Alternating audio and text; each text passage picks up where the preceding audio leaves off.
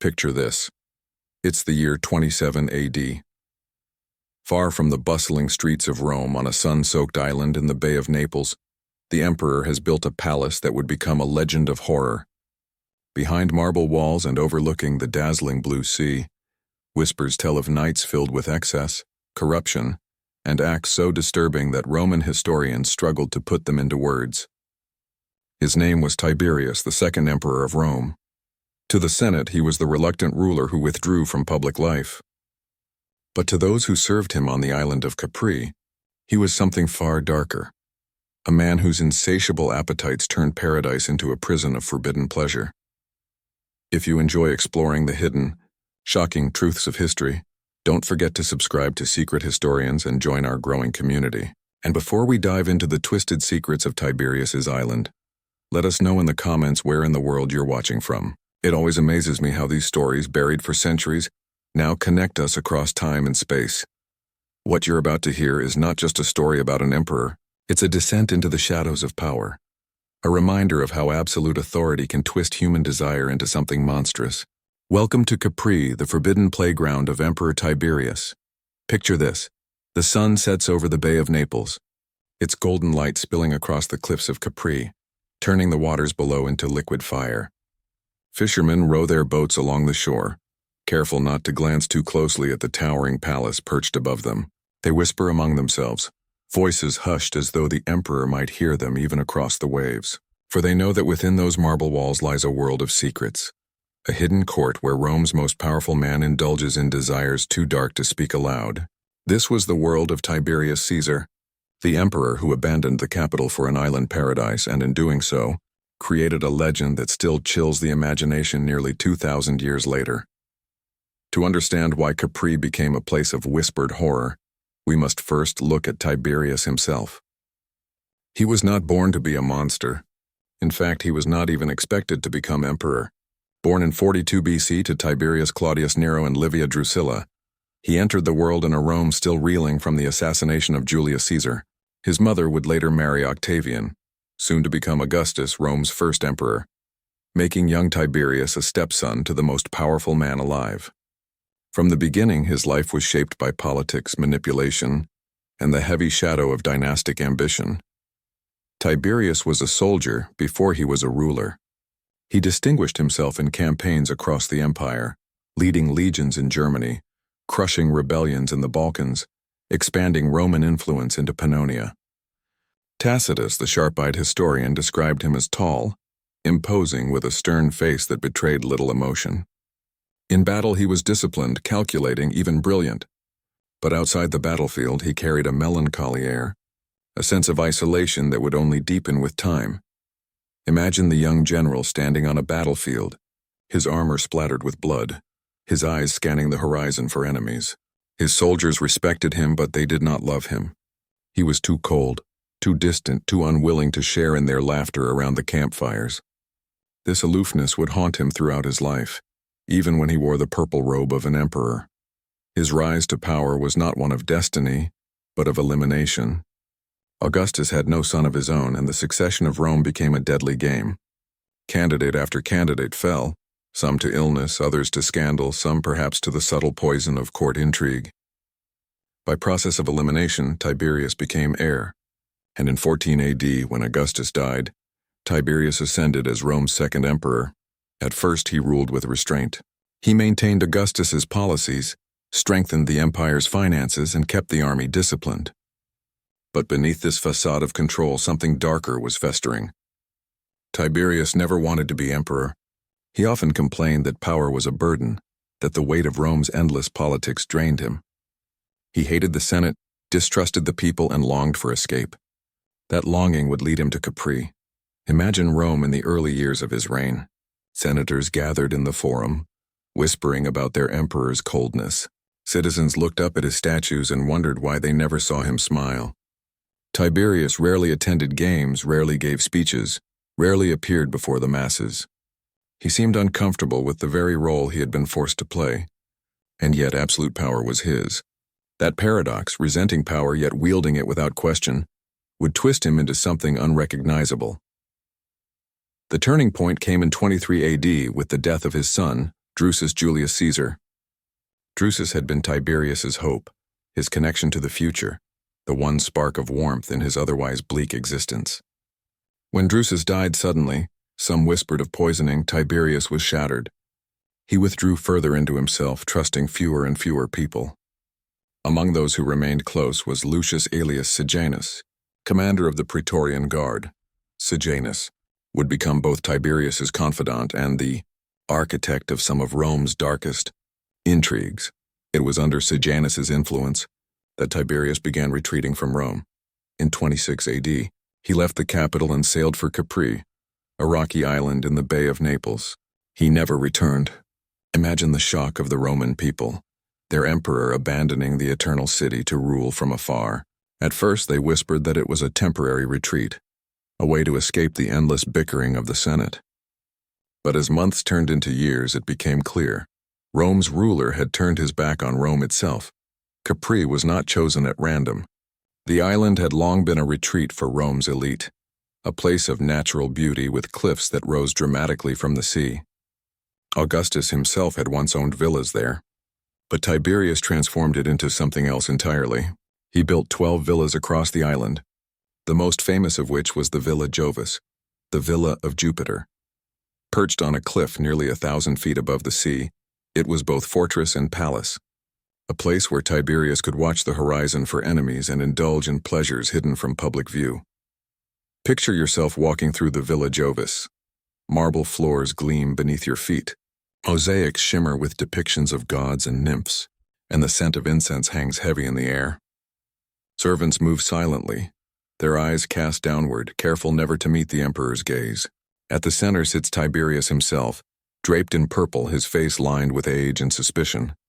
Around him the air hums with whispers, rumors of what happens when night falls and the torches are lit.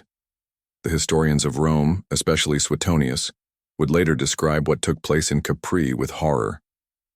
They claimed that Tiberius surrounded himself with minnows, young boys and girls trained to swim between his legs in the pools of his villa, performing acts too obscene for polite record. Others whispered of orgies where senators' wives were summoned, forced to participate in humiliations disguised as games. Some stories even claimed that infants were not spared from his depravity.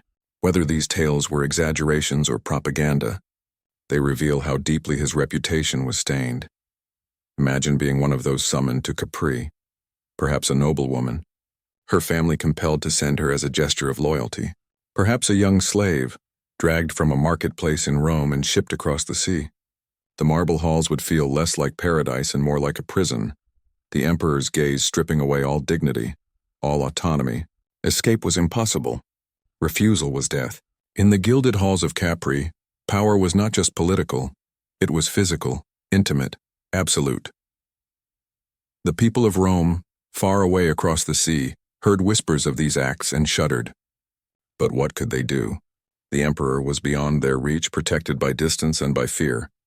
The Senate continued to send delegations, continued to flatter him, continued to pretend that all was well. But in the taverns, in the marketplaces, in the private chambers of patricians, the whispers grew louder. Tiberius had become a monster. Even among his contemporaries, Tiberius's retreat was seen as unnatural. The emperor was meant to be the heart of Rome, the visible embodiment of its power. To vanish to an island was to betray that image. And yet Tiberius did not care. From Capri he ruled by letter, sending commands to the Senate, approving executions, and manipulating politics from afar. The isolation gave him freedom. Freedom from scrutiny, freedom from judgment, freedom to indulge in whatever desires consumed him. But this freedom came at a cost. The more he indulged, the more paranoid he became. He feared conspiracies, saw betrayal in every shadow. Sejanus, once his trusted ally, grew too powerful, and in 31 AD, Tiberius ordered his execution. Imagine the fear that spread through Rome as Sejanus's allies were hunted down, dragged from their homes, strangled in prison cells. Even from his island retreat, Tiberius's hand was merciless. The legend of Capri grew with every passing year. By the time of his death in 37 AD, Tiberius was no longer remembered as the capable general or reluctant ruler. He was remembered as the hermit of Capri, the emperor who turned paradise into a stage for perversion, the man whose appetites were as vast as his paranoia. Whether every story was true or not, the fact that they were believed tells us everything we need to know. For Rome, Tiberius had become the embodiment of corruption. And so as the waves crashed endlessly against the cliffs of Capri, the island held its secrets. Secrets of orgies and humiliations, of whispers and screams, of a ruler who fled from the burdens of power only to drown himself in darker chains. The sun may have set beautifully each evening over the Bay of Naples, but within those marble walls, the nights were filled with shadows. Picture this. The cliffs of Capri stand like sentinels against the restless sea, their jagged edges cutting into the sky. High above, in the sprawling Villa Jovis, Tiberius has built not just a palace but a fortress of secrecy. From here he commands the empire with letters sealed in wax, his words carried across the waves by trusted messengers. But while his decrees maintain the machinery of Rome, within these marble halls, a darker machinery hums, a relentless cycle of indulgence, humiliation, and fear. To understand the world Tiberius created on Capri, we must look closely at the empire he left behind. In Rome, the Senate functioned as little more than a puppet, passing laws and issuing decrees that bore the emperor's will. Yet even in his absence, Tiberius's shadow loomed. Senators feared his letters, knowing that a single line of ink could mean their death. Meanwhile, the people whispered of his withdrawal, some pitying him as a man crushed by power, others condemning him as a coward hiding from his duties. But on Capri, duty took a different form. The Villa Jovis became the center of a court unlike any Rome had ever seen. Here, honor was replaced by obedience, virtue by spectacle, loyalty by submission.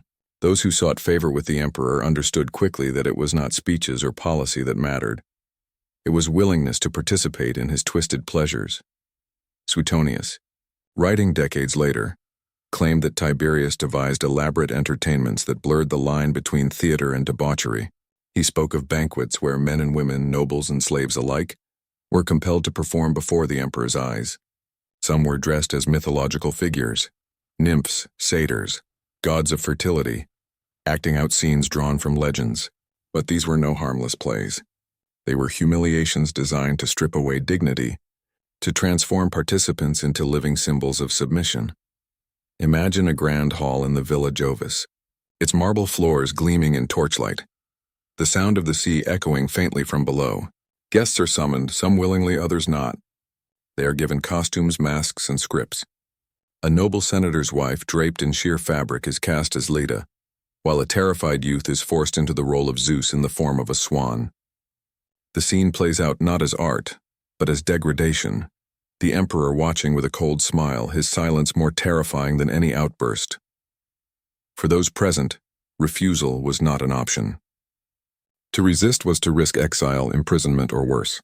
And so even the proudest of Rome's elite bent to his will. Some rationalized it as survival, others as a path to influence.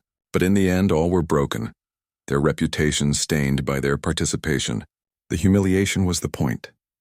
Tiberius understood that absolute power was not simply ruling men's bodies.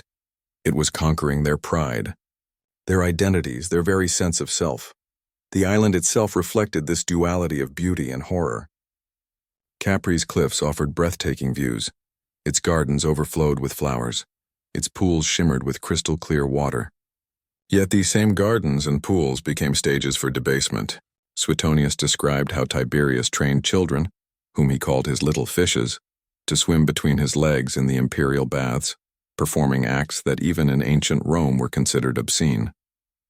Whether these accounts were exaggerated or propaganda is debated, but their very survival in historical record shows the depths of his infamy. Imagine the baths of Villa Jovis, steam rising in the dim light, marble columns glistening with condensation. The emperor reclines on a couch, his face hidden in shadow. Around him, attendants whisper instructions to children, their nervous laughter mingling with the sound of water. No one dares speak too loudly. The silence is heavy, oppressive, broken only by the emperor's low murmur of approval. For those watching, it is a scene of unspeakable corruption, but to Tiberius it is merely another night on Capri. Fear was the constant companion of everyone on the island. Servants, guards, courtiers, all lived under the gaze of a ruler whose paranoia grew sharper with age. Tiberius trusted no one completely. He had spies among his own staff, informants who reported even the smallest whisper of discontent. At night he would summon astrologers and seers, demanding to know if plots brewed against him in Rome. And always in the back of his mind, he remembered Sejanus, the man he once trusted above all others, only to execute when ambition grew too bold. This paranoia extended into his twisted entertainments. Some accounts describe how he delighted in forcing participants to accuse one another of imagined betrayals, watching as friends turned on friends, lovers on lovers, desperate to prove their loyalty by condemning someone else. The spectacle was not just sexual. It was psychological warfare, breaking bonds of trust, leaving only submission to the emperor. Imagine being summoned to such a gathering. You enter the hall, your stomach knotted with dread. The emperor sits in silence, his expression unreadable. Suddenly a voice calls your name. You are accused of treachery, of mockery, of failing to please. All eyes turn to you, and you know that your defense must not only be words but actions. Perhaps you humiliate yourself willingly. Perhaps you betray a friend. Perhaps you perform some degrading act in hopes of appeasing him. In that moment, survival outweighs dignity, and the island claims another soul.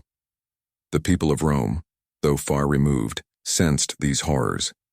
Rumors spread across the empire, carried by sailors, merchants, and courtiers, who returned from Capri with haunted eyes. The tales grew darker with each retelling: orgies, cruelty, blood sacrifices to appease his gods of lust. Whether every detail was true hardly mattered. The legend was enough. Tiberius had become the embodiment of excess, his island retreat synonymous with corruption. And yet, the machinery of empire endured. Grain ships still sailed from Egypt, legions still guarded the frontiers, roads still carried goods across the provinces. Tiberius, for all his retreat, remained an efficient administrator. His letters to the Senate revealed a mind still sharp, still calculating, still capable of governance. This paradox, an emperor both monstrously corrupt and coldly effective, was what made him so terrifying. He could indulge in the most horrific acts by night, and by day issue decrees that shaped the lives of millions. But history has a way of amplifying the shadows. Later writers, particularly during the reigns of his successors, had reason to blacken his name further. Caligula, his adopted heir, had every incentive to paint Capri as a den of horrors, a stage set for his own dramatic rise. And yet, even if exaggeration colored the accounts, the kernel of truth remained. Tiberius's withdrawal, his paranoia, his indulgence in humiliations, all were real, and all were remembered. Picture the final years of his reign. The emperor, now an old man, his body weakened but his mind sharp as ever, wandering the marble halls of Villa Jovis. He gazes out across the sea, the waves crashing below like a heartbeat. Behind him, servants scurry, careful not to draw attention. Each night the torches are lit, the rituals continue, the island remains a stage for fear. But in the emperor's eyes, perhaps there is no satisfaction, only the gnawing emptiness of a man who has fled from duty, from love, from humanity itself. Capri was his refuge, but also his prison. The very walls that protected him from Rome also trapped him in his own obsessions, and when death finally came in 37 AD, it did not erase the shadows. Instead, it magnified them, leaving behind a legend of forbidden orgies, of humiliation and fear, of an emperor who transformed paradise into hell. Imagine the sea breeze sweeping across the cliffs of Capri, carrying with it the mingled scents of salt, pine, and incense. Below, the waves strike relentlessly against the rocks, but above, in the marble chambers of Villa Jovis, the emperor's private world unfolds in ways the outside world can scarcely imagine. By the third decade of his reign, Tiberius had mastered the art of ruling from absence. Rome ran on letters sealed with his signet, and yet his physical withdrawal created a vacuum filled with rumor, fear, and scandal. For those trapped on the island, however, the emperor's presence was inescapable. Life in the emperor's court was a paradox. On the surface, it was dazzling. Golden goblets filled with imported wine, feasts laden with delicacies from every corner of the empire, musicians playing the lyre and flute, poets reciting verses of Homer and Virgil. Villa Jovis was adorned with mosaics that glittered in torchlight, marble statues of gods looming over the courtyards, gardens bursting with roses and myrtle. To an outsider, it might appear as though Tiberius had recreated Olympus itself, with him seated as Jupiter, master of all. But peel away the surface, and the beauty dissolved into dread. Every feast was laced with the knowledge that it might turn into a spectacle of humiliation. Every guest knew that the emperor's gaze was not one of admiration but of assessment, searching for weakness, for hesitation, for the slightest sign of resistance. To falter was to become the evening's entertainment. Roman historians, especially Suetonius, provide us with lurid accounts of what took place. He describes, for instance, how Tiberius trained boys and girls to act as his minnows, swimming in the imperial baths in ways designed to excite and amuse him. Other accounts speak of noblewomen summoned under the pretense of honor, only to find themselves degraded before courtiers. Whether exaggerated or not, these stories reveal a court where consent was irrelevant, and fear was the only constant. Picture a banquet within Villa Jovis, torches flickering against painted walls, the air thick with incense and the smell of roasting meat. Guests recline on couches, their eyes darting nervously, waiting for the emperor's signal. At first, the atmosphere is lively. Wine flows, jesters perform, musicians pluck melodies that echo across the marble hall. But slowly, the tone shifts. The emperor raises a hand and the music stops. Servants bring forward masks and costumes, laying them out like instruments of ritual. One by one, guests are chosen. A senator's daughter is dressed as a goddess, a slave boy as a satyr. They are forced to act out scenes that transform myth into humiliation, laughter into silence. The courtiers watch, some averting their eyes, others forcing smiles. And through it all, Tiberius sits unmoving, his expression inscrutable, as if measuring how much shame a soul can endure. Fear was not confined to these spectacles. It seeped into every aspect of life on Capri. Servants walked carefully, their eyes lowered, their words few. Guards reported not only on security but on whispers overheard in corridors. Even the most intimate relationships were corrupted by suspicion, for Tiberius encouraged betrayal as proof of loyalty. A husband might denounce his wife, a friend his companion, each hoping to survive by sacrificing another. In this way, the emperor ensured that no bond was stronger than fear of him. This climate of terror extended far beyond Capri. In Rome, the Senate lived in constant anxiety. Letters from the emperor could contain orders of execution, lists of alleged conspirators, or demands for new honors. Senators learned to flatter him excessively, praising his wisdom, his restraint, his supposed devotion to the state. But in private, they cursed his name, whispering that the empire was ruled not by man but by shadow. Citizens, too, speculated wildly. Some claimed he was performing human sacrifices on Capri. Others whispered of orgies that defied even Roman tolerance for excess. In a society where reputation was everything, Tiberius's name became synonymous with depravity. And yet the paradox deepens. While his reputation decayed, his administration remained effective. Grain continued to reach Rome, legions remained loyal, and the treasury swelled with silver. Tiberius's withdrawal had not crippled the empire. In fact, it stabilized it. But the cost was immense. His absence left a void in the public's imagination, filled with horror stories that grew with every retelling. Capri became not just a palace but a symbol of corruption, a stage upon which the darkest fears of Rome were projected. Imagine being a young Roman sent to Capri, perhaps as part of a noble family's attempt to gain favor. You arrive at the harbor, the cliffs towering above you, the sound of waves crashing like thunder. Servants escort you up winding paths through groves of cypress, until at last you stand before Villa Jovis. Its grandeur overwhelms you, columns stretching skyward, courtyards filled with marble statues, water flowing from carved fountains, but the beauty feels hollow. For every servant you pass lowers their eyes, every guard watches silently, and the air is heavy with unspoken dread.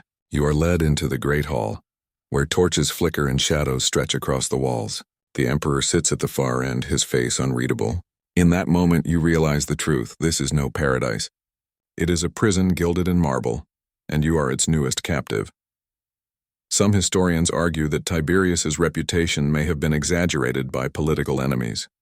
Tacitus, for example, though critical, also noted his administrative competence. Yet even Tacitus could not deny the aura of corruption that surrounded him. Whether every detail of the orgies and humiliations was fact or rumor, the perception was reality. In Rome, perception shaped history as much as deeds, and Tiberius's image was forever bound to Capri, to whispers of innocence lost and power abused. The emperor's paranoia grew alongside his indulgence. He feared plots not only in Rome but within his own court. He surrounded himself with astrologers, demanding to know who would betray him, who would survive him, who would inherit his empire.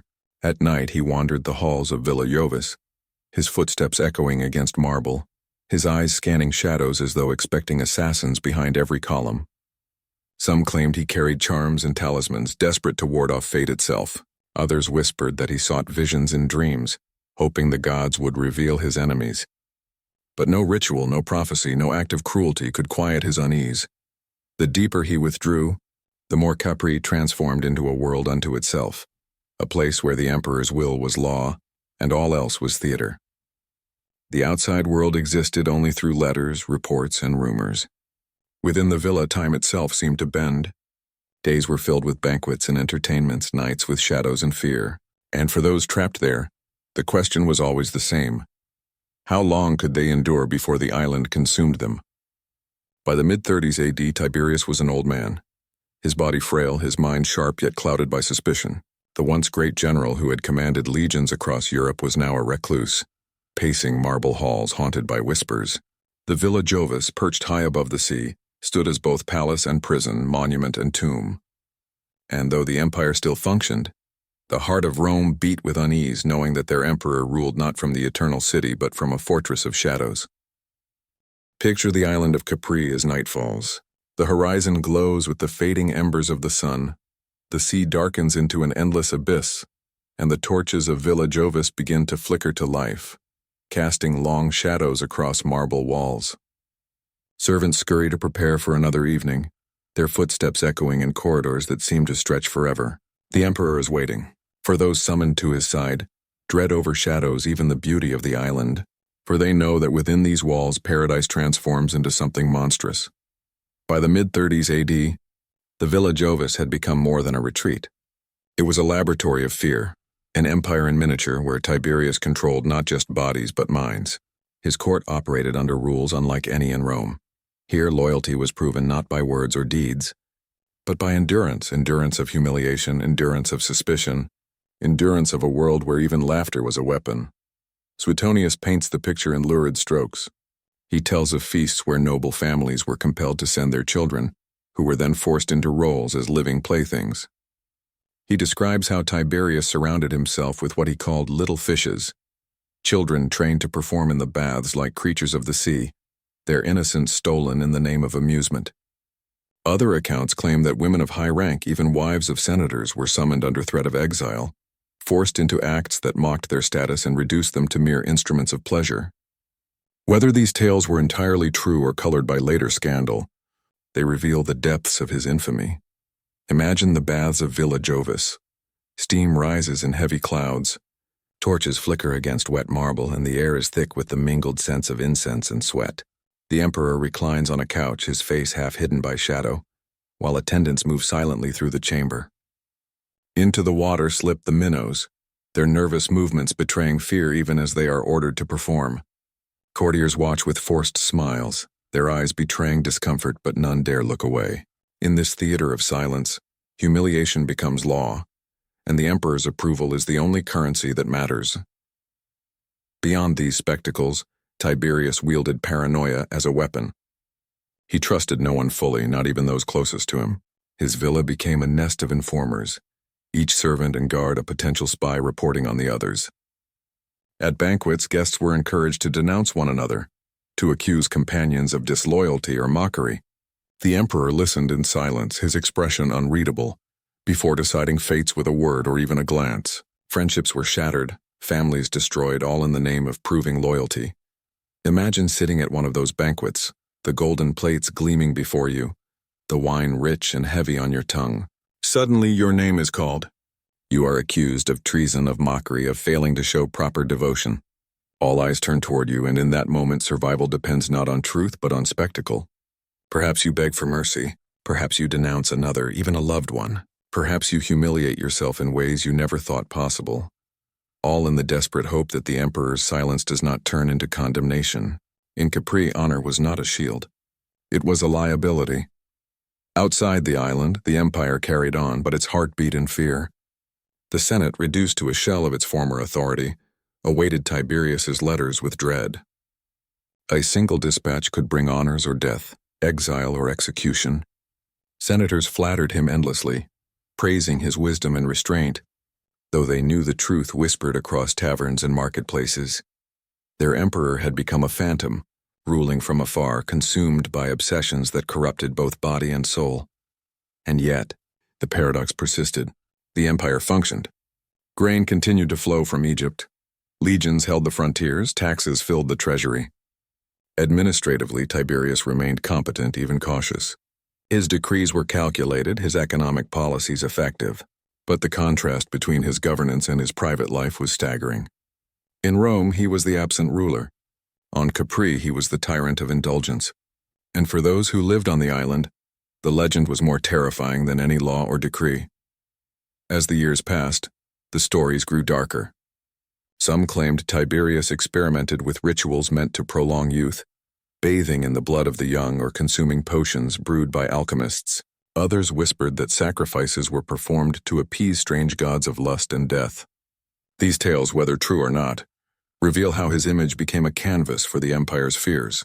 To the Roman imagination, Capri was no longer just an island. It was a hell on earth, lit by torches and drowned in the cries of the powerless. Imagine a messenger arriving in Rome, his eyes hollow, his voice shaking as he speaks of what he has seen. Senators listen in silence, their faces masks of composure, but behind their calm lies revulsion. They dare not act. The emperor is untouchable, and to speak against him openly is to court death. And so the whispers spread in secret, across taverns, in private villas, in hushed conversations behind closed doors. The stories grow, each retelling darker than the last until truth and rumor blur into legend. The emperor himself seemed to embrace this aura of dread. He rarely sought to deny the rumors, perhaps even encourage them, knowing that fear was as powerful a weapon as armies or gold. His distance from Rome gave him the freedom to rule by imagination as much as by decree. In the minds of his subjects, he became larger than life, an emperor not bound by human restraint but transformed into a figure of myth and nightmare. By 35 AD, Tiberius was an old man, his body frail, his mind sharpened by paranoia. He wandered the halls of Villa Jovis like a ghost, his footsteps echoing through empty chambers, his eyes searching shadows for conspirators who might not even exist. He consulted astrologers endlessly, demanding to know who would survive him, who would betray him, who would inherit his empire. He carried charms against death, prayed to gods for more time, yet feared each day might be his last. Capri had become his kingdom, but also his prison. The same walls that protected him from the chaos of Rome also enclosed him in isolation, surrounded by spies, flatterers, and victims. The beauty of the island, the gardens, the cliffs, the endless sea, was overshadowed by the dread that seeped into every corner of the villa.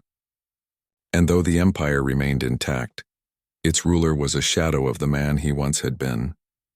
A soldier who had commanded legions, now reduced to a recluse who commanded only fear.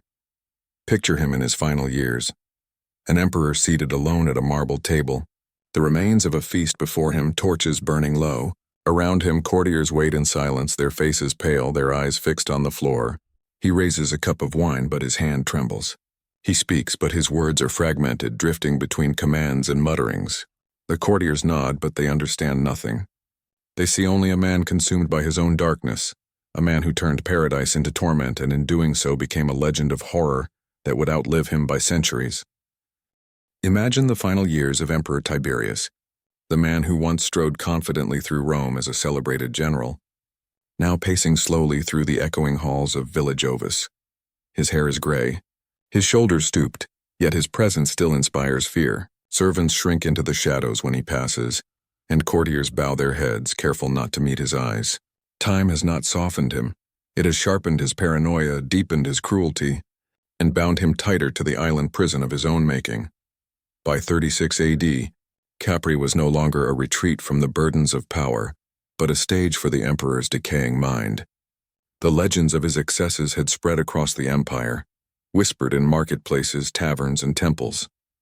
To the Roman people, their ruler had become more myth than man, a dark figure presiding over forbidden rituals, a recluse whose absence from Rome left the city in the grip of fear and speculation.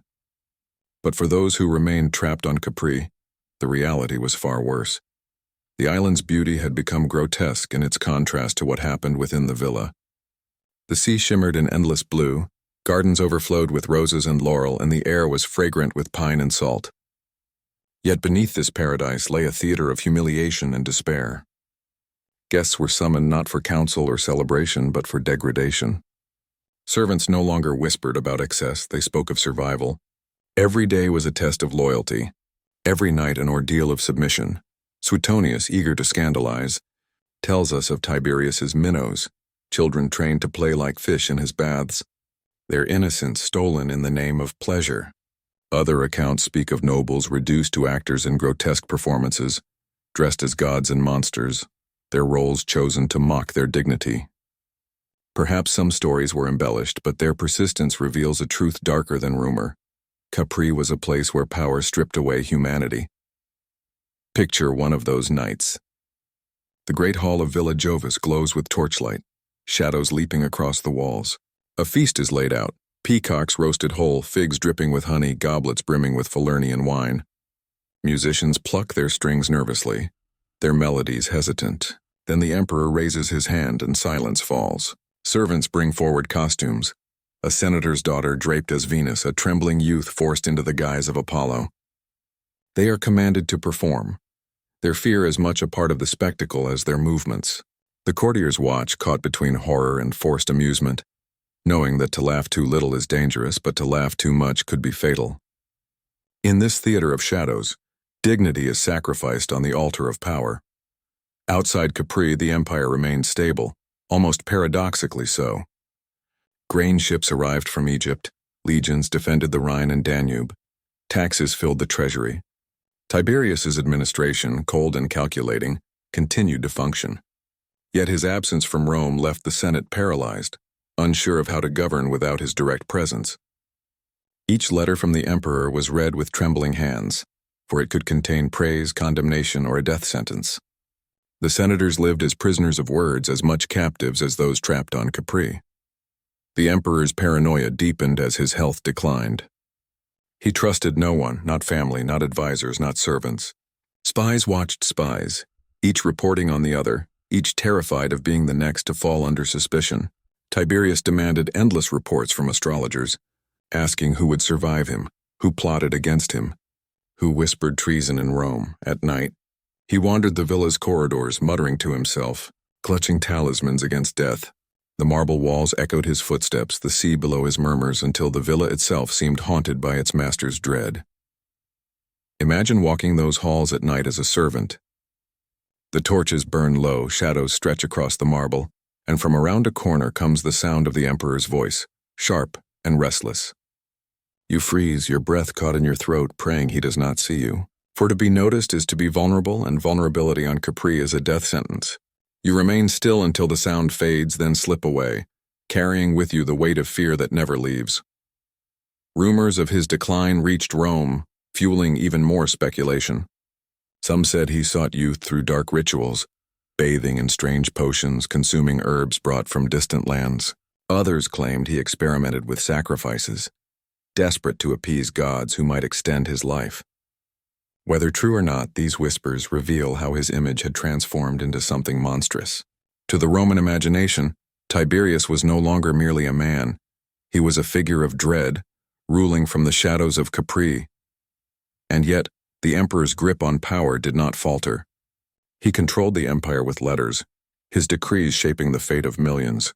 Even in his absence, the machinery of Rome obeyed. But beneath that efficiency lay rot. For the Senate feared him more than they respected him, and the people whispered of his corruption more than they praised his rule. Capri was the symbol of it all, a paradise turned prison, a mirror of the emperor's soul. By early 37 AD, Tiberius was nearing the end. His body weakened, his breath short, but his paranoia undiminished. He feared not only death but betrayal. He suspected those closest to him, even Caligula, his chosen heir. He demanded constant reports, constant reassurances, but none could quiet the storm within his mind. Capri, once his refuge, had become his cage, and within its walls he faced the one enemy he could not conquer. Time. Picture the final days. The emperor lies in his chamber, the sea breeze drifting through open windows, carrying with it the sound of waves crashing far below. Around him, attendants move silently, their faces pale with dread. Courtiers wait in the halls, whispering, speculating on when the end will come.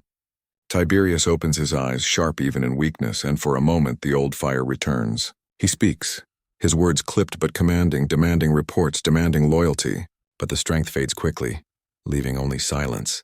In that silence, the empire holds its breath, knowing that the death of its ruler will unleash forces long restrained. The Villa Jovis stands as witness to it all.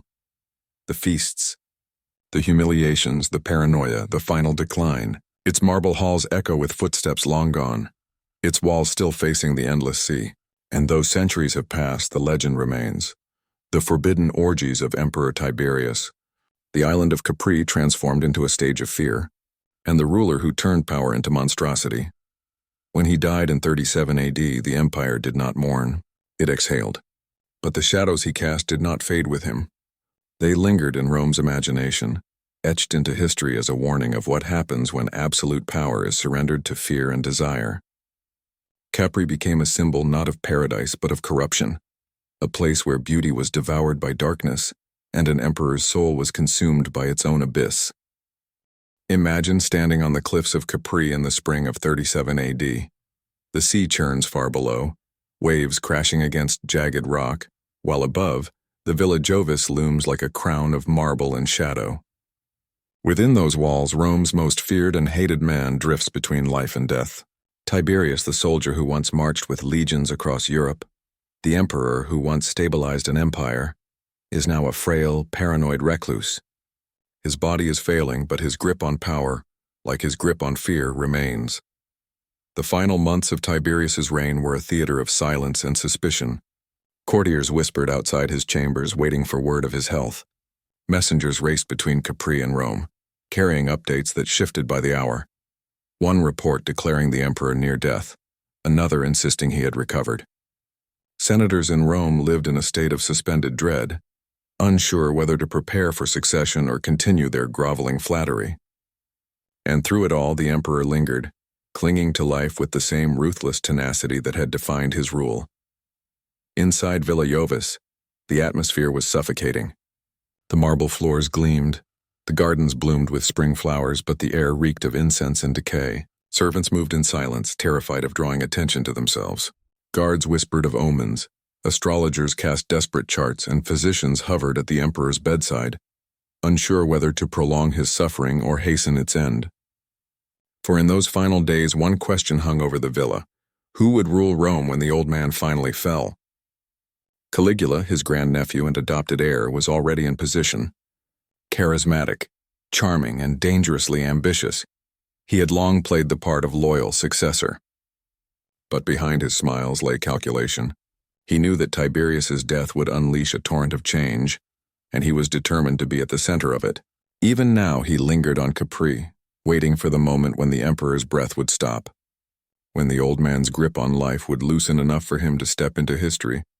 But Tiberius, ever paranoid, suspected betrayal even from his heir.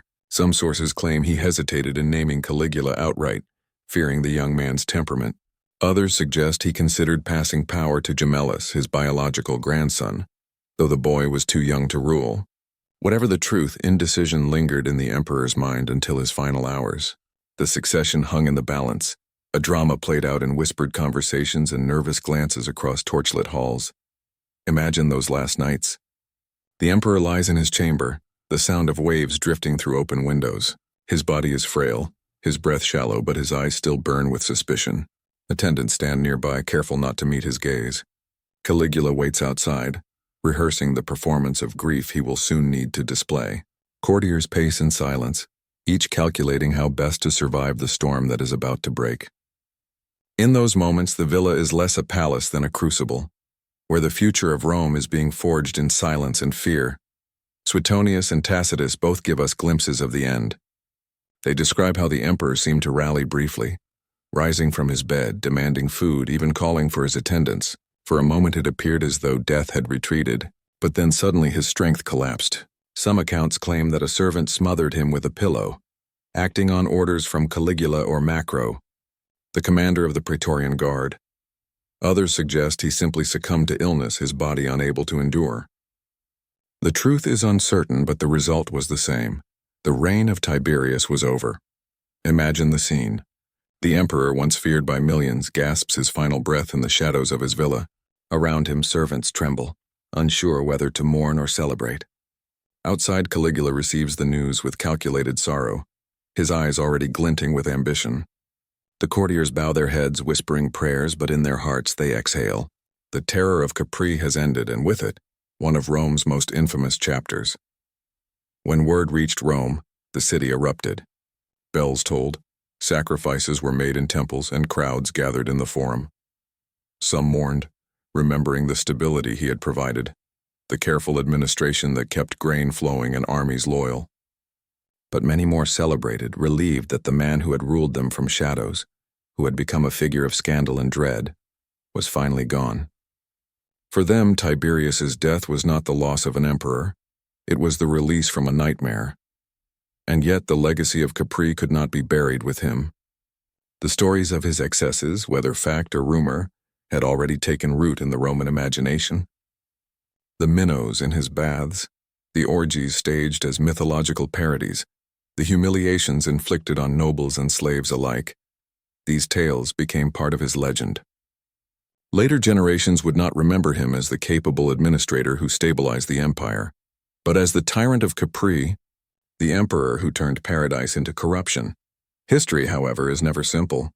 Tacitus reminds us that some of the stories may have been exaggerated by his enemies. After all, Caligula had every reason to paint his predecessor in the darkest light, to justify his own excesses by comparison. Senators, too, had motives to blacken his name, to mask their own complicity in his rule. Perhaps not every tale of debauchery was true. Perhaps some were born from rumor, from propaganda, from the human need to explain how power can twist a man so completely. But whether fact or fiction, the image of Tiberius remained. A ruler who lost himself to fear and indulgence, who abandoned Rome for an island of shadows, and whose name became synonymous with corruption. Picture Capri after his death. The villa stands silent, its halls echoing with memories of feasts and humiliations. The gardens bloom, but no laughter fills them. The baths are still, their waters reflecting only the flicker of torchlight. The island, once a stage for fear, is now empty, haunted by the ghosts of those who suffered within its walls. And though the emperor's body is gone, his legend lingers, carried across the empire by whispers and rumors, etched into history as a warning of what absolute power can become. For the Romans, Tiberius's death marked both an end and a beginning. Caligula stepped into power, bringing with him his own era of scandal and excess, an era shaped as much by Capri's shadows as by Rome's traditions. The people who had celebrated the end of one tyrant would soon find themselves in the grip of another. The cycle of corruption did not die with Tiberius, it evolved, transformed, and continued. And so, the story of Tiberius on Capri is more than a tale of one man's depravity. It is a reflection of the dangers of isolation, of power without accountability, of fear wielded as a weapon. It reminds us that history is not only shaped by laws and battles, but by the shadows cast in private chambers, by the choices of men consumed by their own desires. The cliffs of Capri still stand, the sea still crashes below, the villa's ruins still whisper of the past, and in those whispers we hear the echo of an emperor who turned paradise into nightmare, and in doing so became one of history's darkest legends. Imagine Rome in the days immediately following the death of Tiberius. Messengers gallop across the Appian Way, their horses foaming, carrying news that the emperor of 2 decades has finally fallen. In the Senate, the announcement is met with a strange mixture of relief and caution. Some senators sigh with gratitude, believing the nightmare of Capri has ended. Others hesitate, aware that their flattery of Tiberius will now be judged by his successor. And in the streets of Rome, the people celebrate, their voices rising in chants, their hands lifted in prayer to the gods. The tyrant of Capri is gone, but the shadow he left behind is far from over. The stories of his private excesses spread like wildfire. Suetonius, writing nearly a century later, would capture these rumors in vivid detail. the children trained as minnows to perform in his baths, the orgies disguised as mythological plays, the humiliations inflicted on nobles and slaves alike. Whether true or not, these tales shaped the public's memory. For the common citizen, Tiberius was no longer the general who stabilized Rome after Augustus. He was the monster of Capri, a man who traded honor for indulgence, governance for fear. Yet history is rarely so simple. Tacitus, more restrained, reminds us that much of what we know comes from political enemies. The Senate had reasons to blacken his name, to excuse their own cowardice by painting him as unspeakably cruel. Caligula, his heir, benefited from amplifying the image of Tiberius as a depraved recluse, for it made his own reign seem at first like liberation. Even later, historians grappled with the tension. Was Tiberius truly as monstrous as legend claimed, or was he a victim of propaganda? What cannot be denied is the impact of perception. For the Roman people, perception was reality, and Capri became the symbol of that reality, a paradise turned prison, a stage for cruelty and fear. The ruins of Villa Jovis still stand today, perched high above the sea, silent witnesses to a history so steeped in rumor that truth itself seems to dissolve. Picture walking through those ruins now. The marble floors are cracked, the mosaics faded, the walls weathered by centuries of wind and salt. The torches are long extinguished, but the silence carries a weight heavier than words. Tourists tread carefully, their footsteps echoing against stones that once heard cries of fear, whispers of betrayal, and the mutterings of a paranoid emperor. Looking out across the sea, one can almost hear the echoes of a past that refuses to vanish. Capri's beauty remains eternal, but its shadows linger. Tiberius's reign reveals something universal, the way absolute power isolates. He began as a reluctant emperor, a man pushed into rule by Augustus's will. He was competent, even effective in his early years, stabilizing finances, strengthening borders, enforcing laws.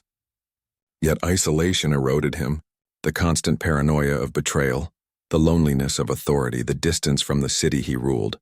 All of it conspired to twist his reign into legend. Capri was not just his retreat. It was his mirror reflecting back the darkest corners of his soul. Imagine being a Roman child in those years, listening to whispers in the marketplace. You hear stories of the emperor feeding on terror, of noble women humiliated, of games played in the baths of Capri. You picture the island as a place where the sea itself is cursed, where the cliffs hide unspeakable acts. Even if you never see Capri, the image takes root in your mind, shaping how you understand power, corruption, and fear. And in this way, the legend of Tiberius becomes larger than the man himself. Caligula, stepping into power, leaned into this legacy. At first, he promised liberation. He declared amnesties, ended trials of treason, restored exiles. The people cheered, believing the dark reign of Tiberius had been buried with him. But soon Caligula's own excesses would eclipse those of his predecessor. Some historians argue that the environment of Capri, the paranoia, the indulgence, the constant theater of fear, shaped him deeply. Having grown up under Tiberius's shadow, he learned that power was performance, that cruelty could be spectacle, that fear was the strongest currency an emperor could wield. In this sense, the story of Tiberius does not end with his death. It continues through Caligula, through Nero, through the long line of emperors who blurred the line between governance and indulgence. Capri was not an isolated scandal. It was a warning, one that Rome failed to heed. The island itself remains a paradox. To the eye, it is breathtaking. Turquoise waters, cliffs draped in greenery, villas perched like jewels upon the rock. But to history, it is tainted, a place forever linked with corruption. Tourists walk its trails, bask in its sunlight, but the stories linger, whispered in guidebooks and echoed in ruins. And perhaps that is the most haunting truth. Beauty and horror can coexist, bound together in memory, inseparable even after 2,000 years. So who was Tiberius? Was he the competent ruler who secured Rome's borders and filled its treasury? Or was he the monster of Capri, orchestrating spectacles of cruelty and lust? The answer perhaps is both. He was a man who began with potential but ended consumed by isolation and suspicion. He was a ruler who kept Rome stable yet left its people haunted. And he was an emperor whose name would forever be linked not to his victories but to his shadows. Picture the end of our story. The emperor is gone, his body buried, his villa silent. Yet across the centuries his legend grows, fed by rumor, fear, and fascination. Capri stands as his monument, not of marble or triumph, but of whispers and dread, and in those whispers we find the warning that history has carried forward. That power without restraint corrupts not only rulers but entire empires, turning paradise into nightmare, and men into monsters. Imagine standing at the edge of Villa Jovis today, looking out over the vast, endless blue of the Tyrrhenian Sea. The cliffs drop away steeply, waves pound the rocks far below, and gulls wheel overhead, their cries echoing in the wind. The ruins stretch around you, arches crumbling, mosaics shattered, columns broken. It is hard to imagine that 2,000 years ago, this silent place was alive with torchlight, voices, and the heavy pulse of fear. And yet, as the wind carries the scent of salt and pine, you cannot help but feel that the shadows of Tiberius still linger here. The reign of Tiberius ended in 37 AD, but his legend never did. From the moment of his death, his name became synonymous with corruption, indulgence, and paranoia. For generations, Roman writers painted him as the monster of Capri, a man who abandoned the capital for a playground of cruelty. To them, his villa was not a retreat, but a stage for unspeakable acts. And whether those stories were entirely true or not, they became the truth that endured. Suetonius gave us the most lurid details: the minnows in his baths, the orgies staged as twisted plays, the humiliations of nobles and innocents alike. Tacitus, more cautious, hinted at similar vices but emphasized the political decay that accompanied them. Dio Cassius echoed these whispers, amplifying them for later generations.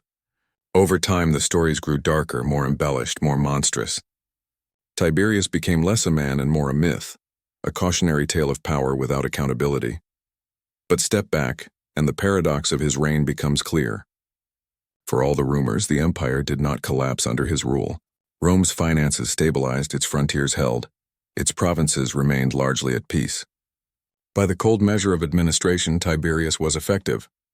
He preserved what Augustus had built, and left behind a state strong enough to endure for centuries more. And yet history remembers him not for his competence but for his shadows. Capri defined him more than Rome ever did. Imagine being a senator in those years, walking into the Curia with trembling hands as you read aloud the emperor's latest letter. Each word drips with suspicion, each phrase a test of loyalty. You smile, you flatter, you bow deeply, but you know that your life could end with a single misunderstood phrase. In Rome, the emperor ruled through fear at a distance. On Capri, he ruled through fear in person. And for those who lived under his shadow, there was no escape. The people of Rome understood this. In the streets, they whispered of Capri with revulsion. The island became more than a place. It became a symbol of corruption, a reminder that even the most beautiful paradise can be tainted by human darkness. For centuries afterward, Capri carried that reputation, its cliffs a backdrop not for sunsets and beauty, but for scandal and horror. Even now, as tourists wander its trails and bask in its sunlight, the whispers of history cling to its stones. And yet, the story of Tiberius is more than a catalogue of scandal. It is a lesson in isolation. He began his reign with promise, a soldier and administrator trusted by Augustus himself. He held Rome steady in its early years, ruling with restraint, even humility. But over time, isolation consumed him. Cut off from Rome, surrounded only by flatterers and spies, he withdrew into a world where fear replaced trust, indulgence replaced duty, and paranoia replaced reason. Capri was not just the scene of his downfall. It was the instrument of it. Picture the emperor in his final days. Old, frail, and consumed by suspicion, he wanders the halls of Villa Jovis like a ghost. His eyes are sharp but haunted, his breath shallow, his words fragmented. Around him, attendants move silently, careful not to betray even a flicker of emotion. Outside, the sea roars against the cliffs, eternal and indifferent. And in those last moments, we see not just the fall of a man, but the collapse of his humanity. When Caligula succeeded him, the cycle did not break. The lessons of Capri, fear as control, indulgence as performance, cruelty as power, lived on in Rome. Caligula's reign would soon eclipse even Tiberius's in its scandal and bloodshed. In this way, the shadow of Capri stretched beyond one man, shaping the empire itself. Tiberius may have died, but his legacy poisoned the throne he left behind.